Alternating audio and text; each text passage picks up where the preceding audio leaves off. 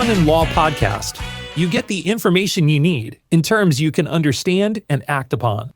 Okay, everyone, welcome back to the Johannan Law Podcast. I'm here today with Jed Morris. He's a veteran with a background in the defense and government services industries. He is the general manager of Sunset Coast Partners, and he is a former small business buyer with an upcoming book all about his insights into the small business acquisition process. So he's going to be sharing those insights with us today. Welcome, Jed. Hey, thanks for having me, Adam. Happy to be here. All right, so let's start with what you did before you got into SMB acquisitions. When were you in the military, and what other careers did you have before you went the entrepreneurship through acquisition route? Yeah, I'm a 10-year Air Force veteran.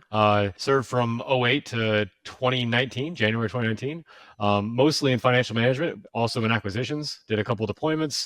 And at the end of that, I was doing defense acquisitions, a lot of DoD contractor type stuff out of Washington, D.C. Decided to get out. Wasn't sure exactly what I wanted to do. Did the MBA program at NYU Stern, their executive program out of D.C. Wonderful opportunity. And while doing that, I got recruited at Microsoft. So I joined them, became a software engineer there, helped build out the federal side of the Azure cloud system. And then that transitioned into leading some software teams as a technical program manager briefly at AWS, then also at Hewlett Packard before leaving that to go buy a small business. All right. So you had extensive experience, public sector, private sector, lots of W-2 jobs. And eventually you probably said to yourself, I have some expertise, I have some cash, why not just go for it?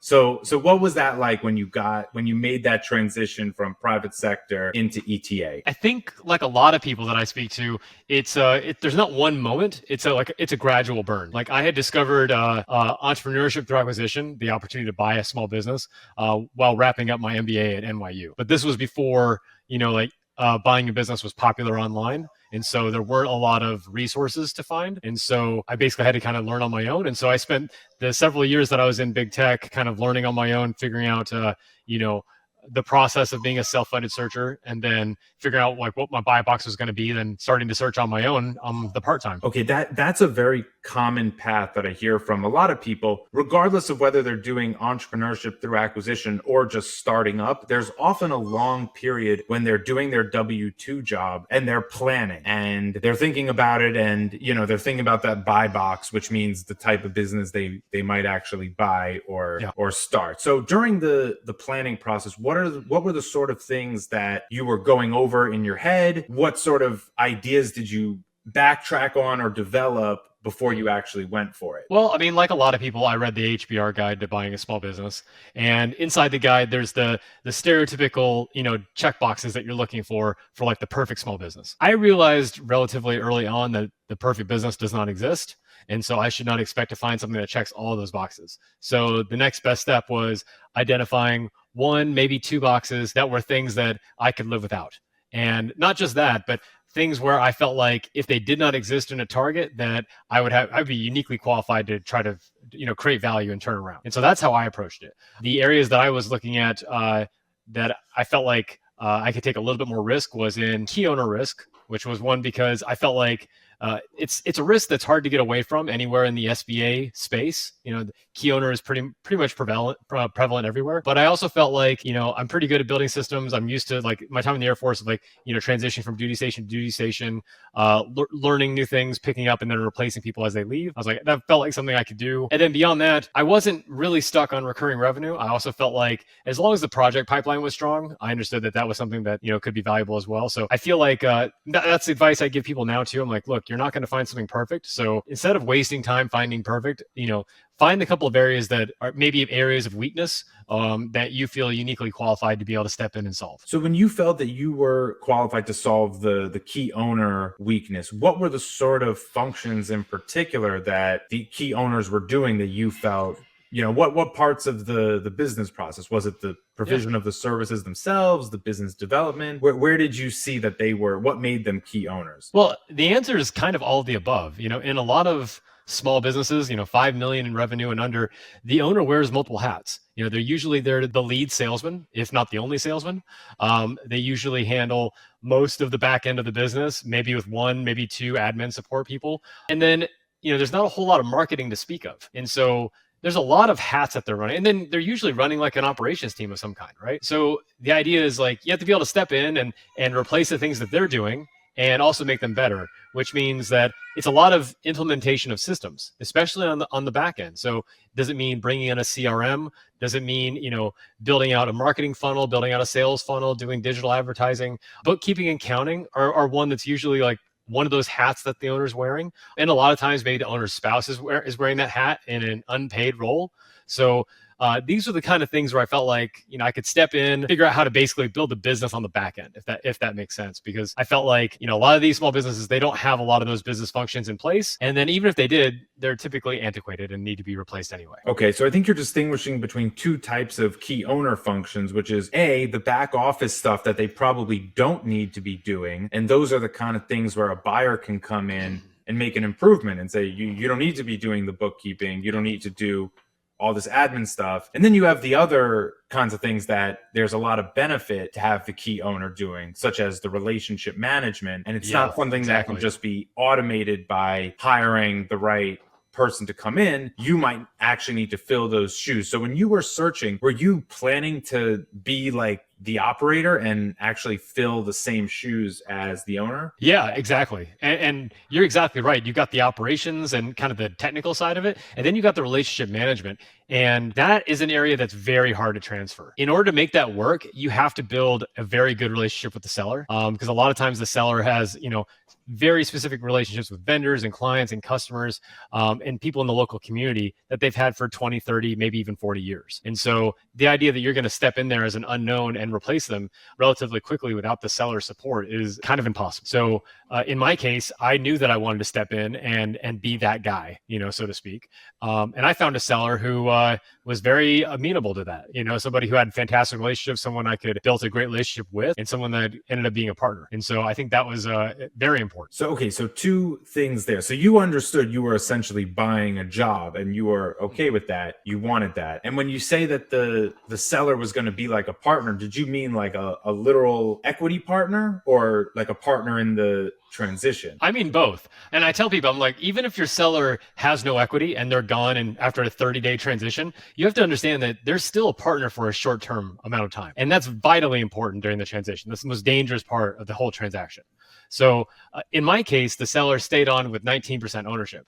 And that made sense because A, I really built a great relationship with the seller, and B, because we were in a regulated industry where the seller had the license. And so part of the agreement was that they would stay on for 12 months as my license holder while I either, got the license myself or found a different license holder for the business. And so that gave us a little bit of a runway there. Okay, got it. So let's get into some of the specifics about this particular acquisition experience. So what was the industry? What was the business? And how did it go at first? And what were the challenges as you got deeper into it? Yeah, I bought a landscaping company in Southern California. They had a lot of really great strengths. Customer relationships was great. Fantastic team. Really phenomenal reputation. And then they had some weaknesses that to be frank, I was looking for. The bookkeeping was in shambles. There was no CRM. There was no marketing. There was no outreach. There was no sales. But even with all those things being absent, the reputation of the business was so strong after 40 years of operation that they had a pretty robust pipeline of customers. That was a situation I felt very confident in and got to spend some time like learning in that business. Like I said, built up a great relationship with the seller. And then early on saw some quick wins. Like when you step in a relationship into a business like that, and then you simply incorporate all your customers for the last 36 months, put them in a CRM and email everyone and say, hey, thanks for being a customer. We have got a promotion. Would you, get any other work that you need done this month or this season? Got 7 sales right off the bat. So like the low hanging fruit, building out digital advertising, Google local service ads, Facebook ads, pulling ourselves away from being dependent on things like Yelp and Houzz. Those were really good steps and helped grow the business like relatively quickly within the first couple of months. So what you've identified, I think, is one of the areas that makes ETA, S&P acquisitions a good idea. It is true that most small businesses are not up to date with sales procedures, marketing technology, usually an area where a business school person can come in and right away make that immediate impact. So what happened from there? So you did that, you came in, you got the quick wins, the low-hanging fruit, particularly in digital marketing and CRM. What were some of the challenges? Did anything not go as planned?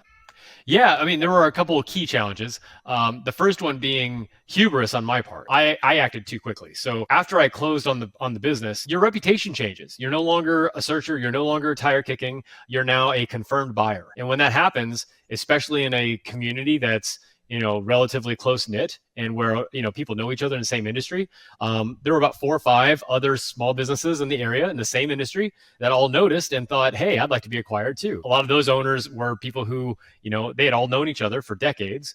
3 of them actually went to high school together back in the 70s. And so word spread quickly. And as a result, within about 3 to 4 months, I had several LOIs out the door, 4 actually out the door within the first couple of months. And what originally looked like a $1 to $2 million buy on my part quickly turned into a $10 to $12 million roll-up strategy. And so what I mean is the hubris side is that I saw the opportunity and I moved quickly to take advantage of it without taking the time to properly realize that by doing that, my fundamental strategy had changed. I was no longer buying and growing a business. I was now doing a roll-up strategy in which I didn't have the experience and also didn't have, frankly, the capital to back it up. It's one thing, when you change the strategy like that, one of the things with roll-ups is that you run into, if you acquire multiple businesses, you run into, integration issues, you run into culture fit issues, and there's always going to be headwinds. And so you need to not only be able to integrate those businesses properly, but you also need to have the capital, in your back pocket when things go bad and you can kind of push through those issues.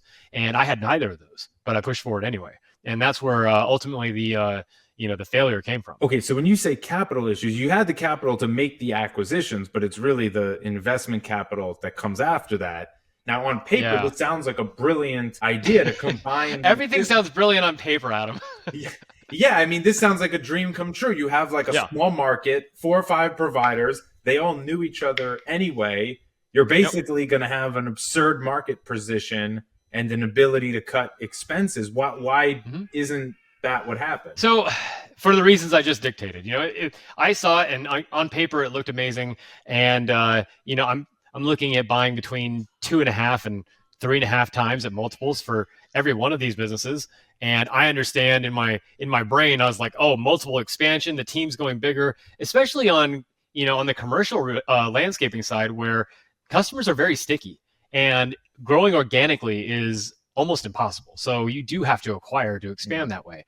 And so I'm looking at, the scale that we could get to, and I'm getting very excited. I've had the time to reflect back and I realize now that if I had just taken a breath and spent the first 6 to 12 months building business number 1 while also cultivating relationships with the other businesses in the area. And if I had done that, then this actually probably would have worked. I probably would have had the opportunity to build relationships with the other businesses and not just be able to acquire them, but also to integrate them effectively and understand better how to do that. And also maybe get a few more capital providers on board just to make sure that I was doing the right thing. If I had done that, frankly, I'd probably be sitting on top of a $15 million landscaping business right now, but I didn't do that. And I tell people, I'm like, one of the biggest things that people miss, and I know I missed, was that I focused a lot on the financials and the economics, like any first-time buyer would. What I did not focus on, which I now believe is far more important, is the people and the culture. And it's not just if you want to merge businesses. That's a whole different level of managing people and culture. But even on the first one, you have to understand that when you buy, the people and the culture of the business you're buying, that's already set. And you're not going to be able to just change that overnight. It takes time. It takes time to put your stamp on a business because the business is a direct reflection of the owner. And so however the owner created that business, whoever they hired, the culture that they put into that is going to dictate how that business operates, for the near and the long term. Okay, so I want to talk more about the people and culture integration and then move on to the specifics of how the capital and the financing works. I think the people and culture integration is something that's often overlooked because it's not, you don't necessarily have the tools to do that kind of analysis like you can with, the financials.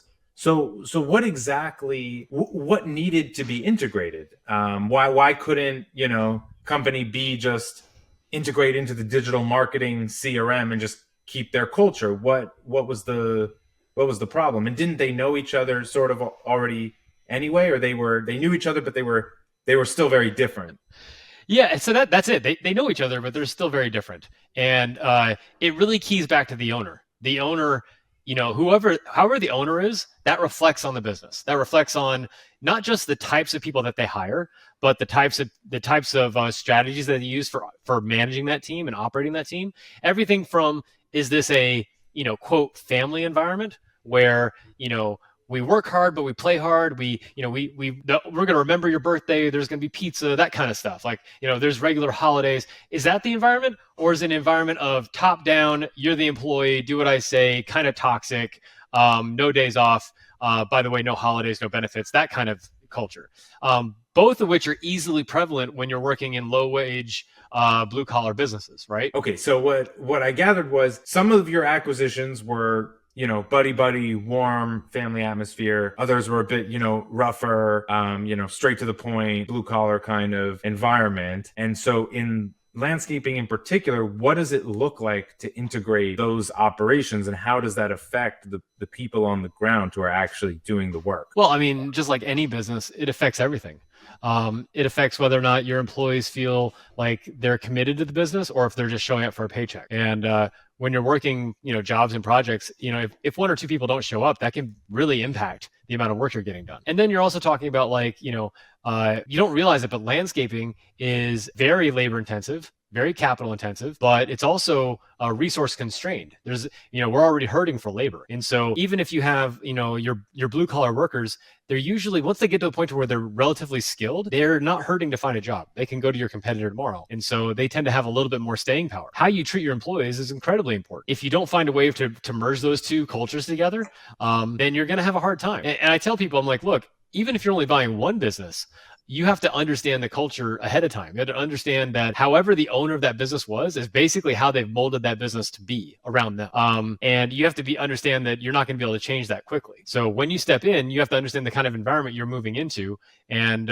it can absolutely change the direction of your business. So if you had gone a different direction, spent more time on that first acquisition, and then went through the roll up a bit slower, how would that culture and people integration have played out differently? It would have played out in two ways. First and foremost, it would have given me the time that I needed to establish the first business as a solid platform first, and figure out what our values and cultures were going to be as a firm. And I tell people, it's kind of like, regardless of what business you're buying, if you've never been an owner before, you have that owner learning curve that you're on, right? And so until you really learn how to be an owner first, learn, what kind of culture and values I want in my business, and then not just what you want, but what you're actually going to stand for, right? Making sure that you're being very clear about that and enforcing it. Until you get to that point, then you're not going to be in a position to enforce that on future acquisitions. If I had just taken the time to slow down, really stabilize business number one, allowed myself to grow into that business, allowed myself to get really clear about the vision and the culture and the values that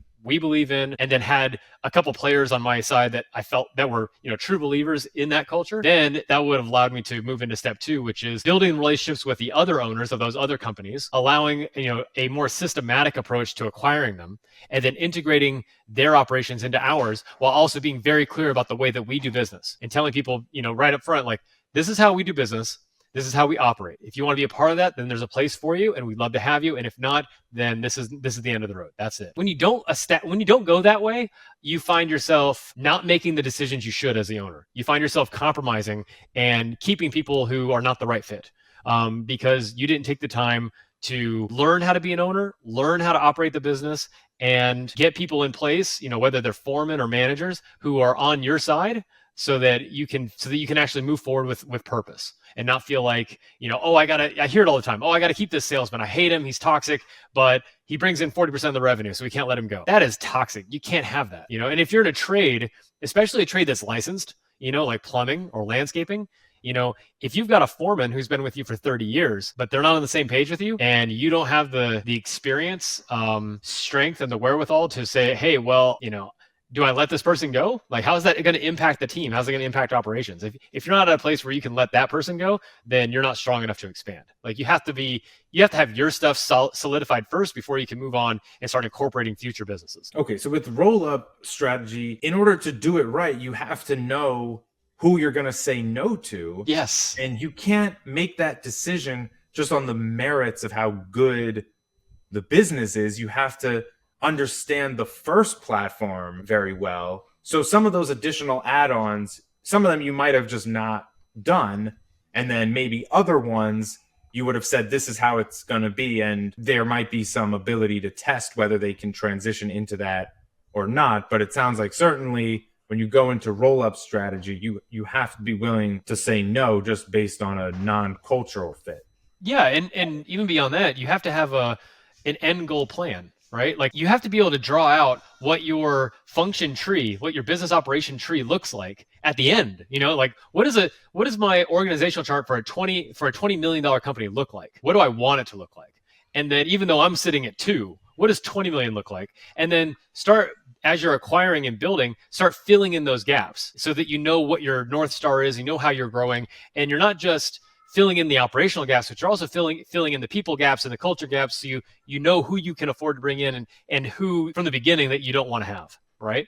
And so I tell people, I'm like, look, I mean, culture is really important. It's not like finances where you can like simply do a Q of E and think, okay, well, what does my revenue look like? What do my numbers look like? It takes more of an EQ perspective. That's something that takes time to develop. It's going to take a lot more work on your part, but in my opinion, it's 10 times more important than your financials. All right, that all makes sense. And this is something I hear all the time, that, the make or break really depends on the culture and people fit, because it's the part that you can't measure just by looking at the papers. So yeah. I want to talk about the financing of not only the acquisitions themselves, but also any other capital investments that may happen after the fact. And just to summarize for everyone how this usually works, business acquisitions, whether it's big private equity or small searchers, it's generally done with mostly debt. Oftentimes it can be 80 or 90% of the purchase price. So it basically works the same way that many residential real estate acquisitions work.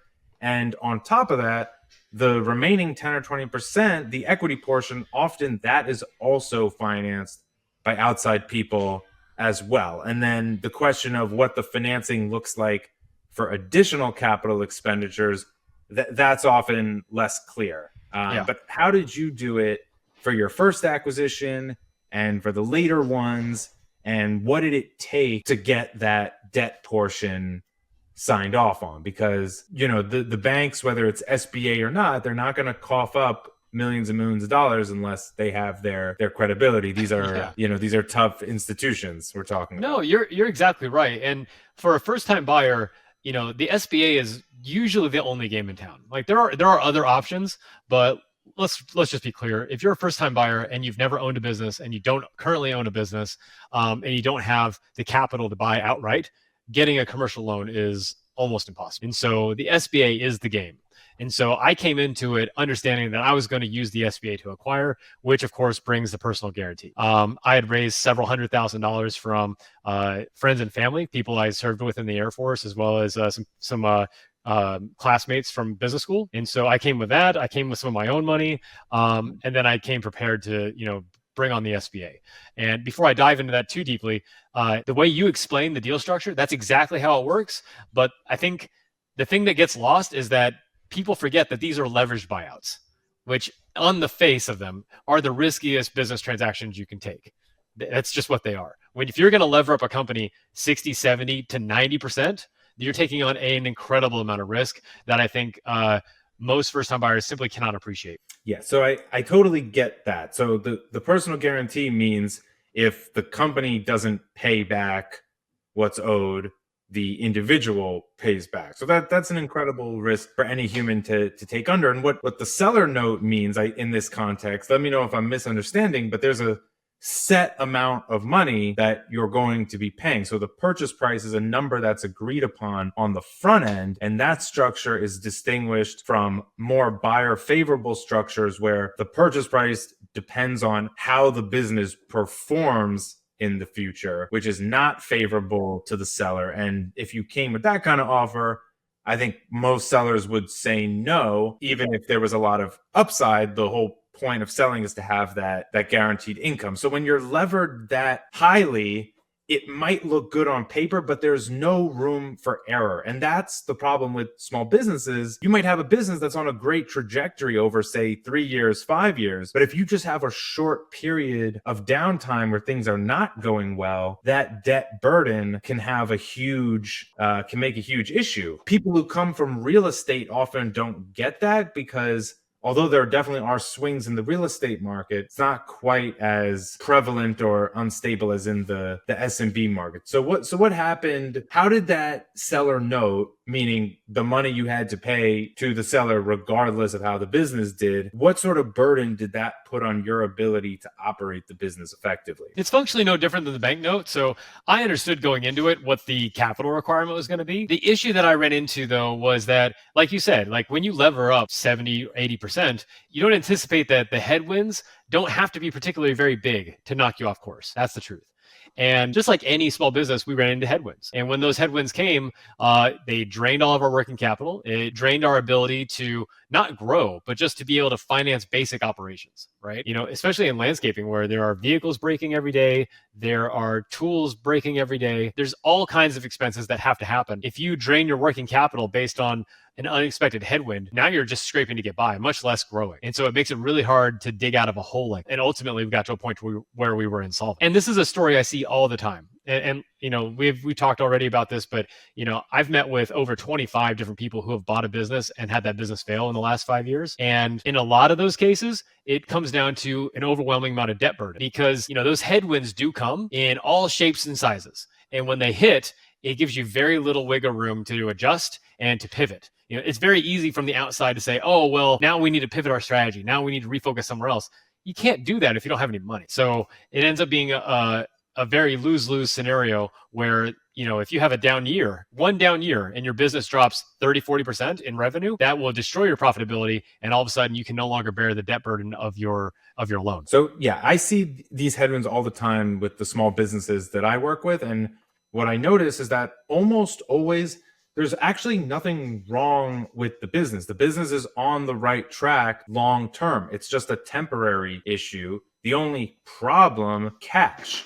And this is true whether you're buying the business or even if you're starting one up, because there's going to be, you know, unexpected issues. But if you have enough cash in the bank, all you need to do is overcome that hump and you'll be in the clear. But the working capital, if there's no cash to keep it going, then that can sink it. So it sounds like you needed some sort of add-on capital just to get past whatever non-critical but temporary humps you had. And maybe if you had cleared those, you would have been in the clear. Where does one look for capital that's just working capital, not acquisition capital, just I need a line of credit? Well, a lot of times in those situations, it's the old adage where, you know, when you don't need money, you should absolutely take out those loans. And then when you do need money, you can't get a loan to save your life.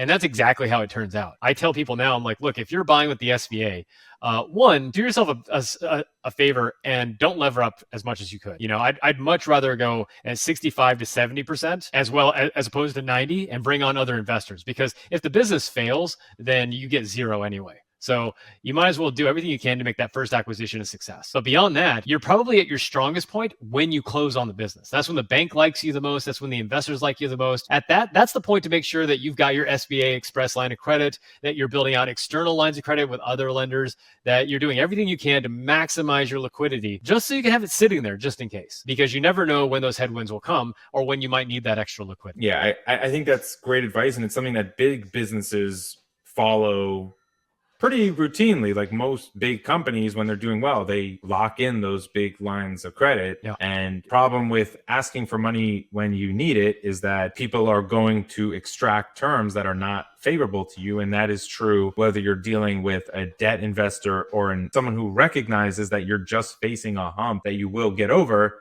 They still will exploit that, especially if they notice that your issues are closing you off to traditional banks or whatever the case may be. So, okay. So what are the big lessons, the big takeaways that, you know, you want to convey to the future searchers and that you're going to be putting in your upcoming book?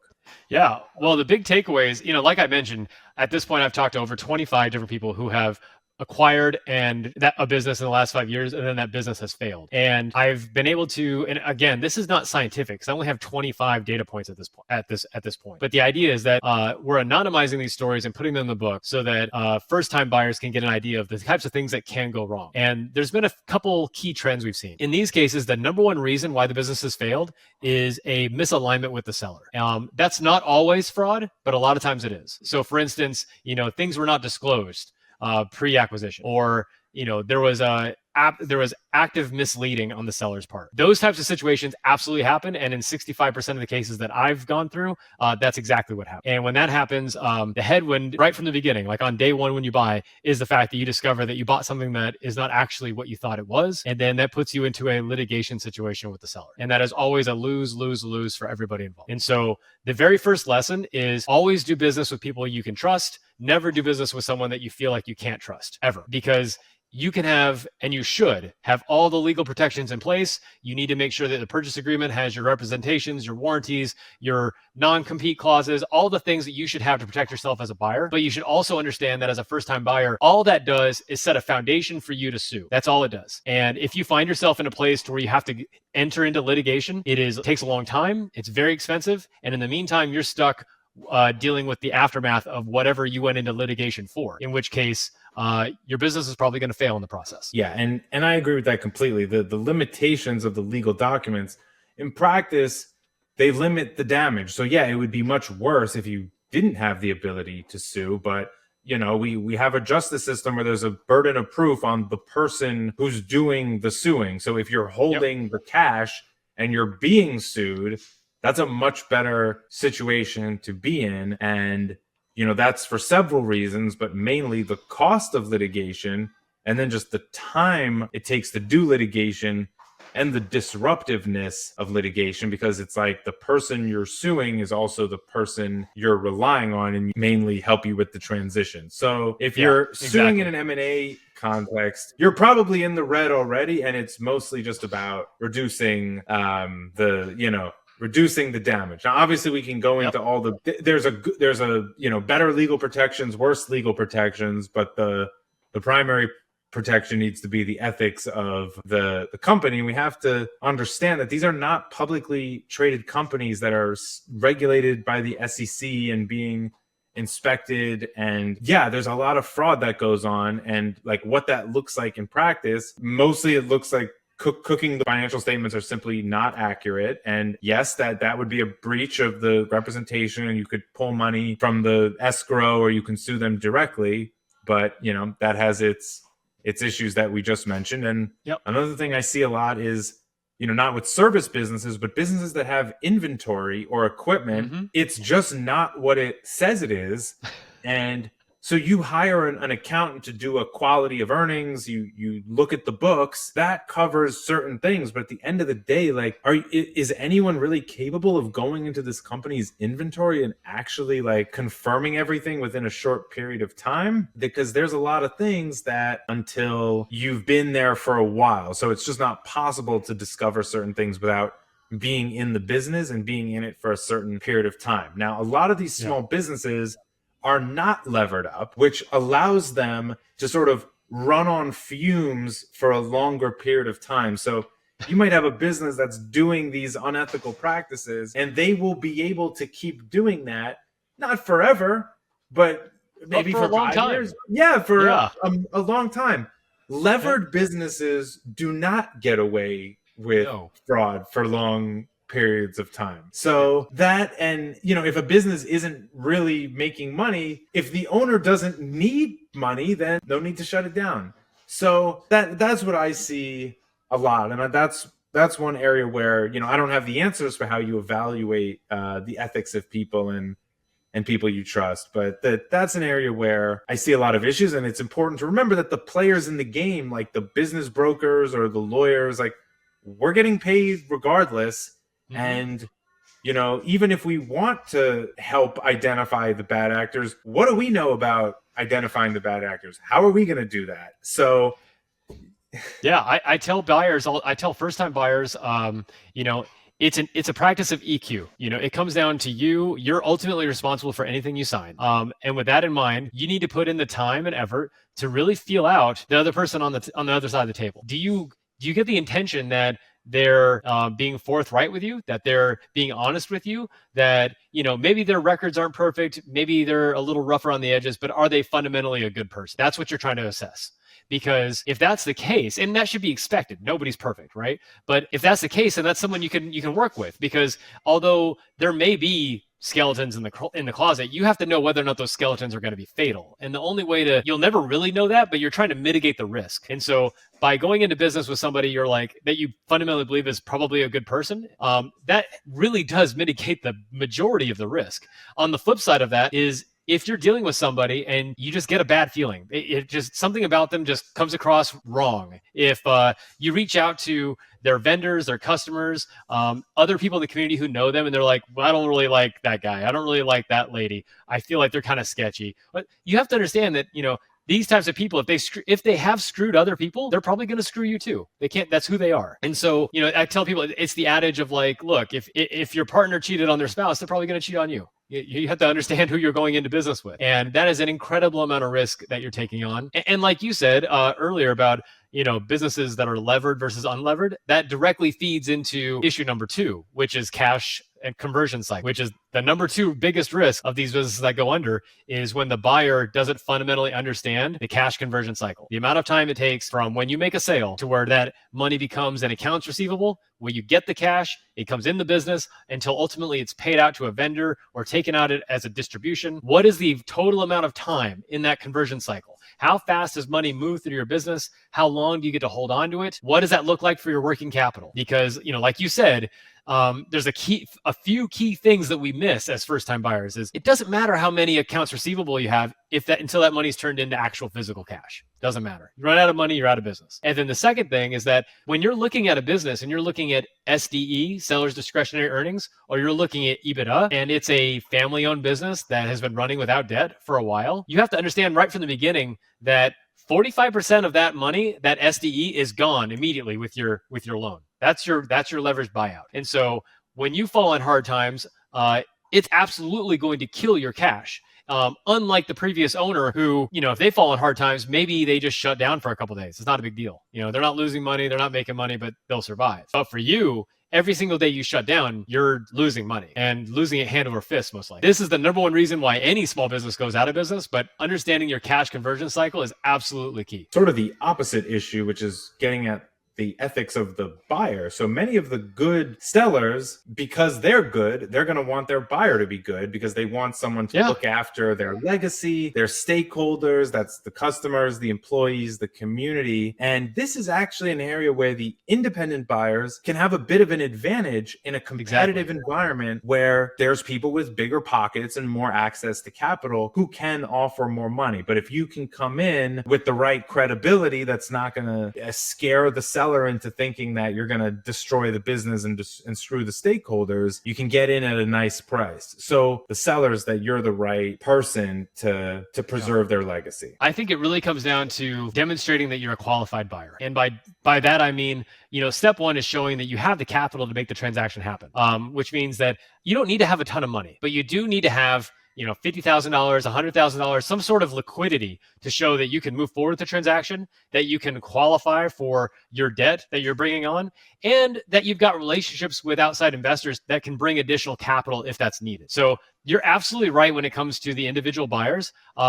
They can definitely be a viable option. And I tell people, I'm like, look, you don't have to be the number 1 bidder, but you do have to be in the ballpark.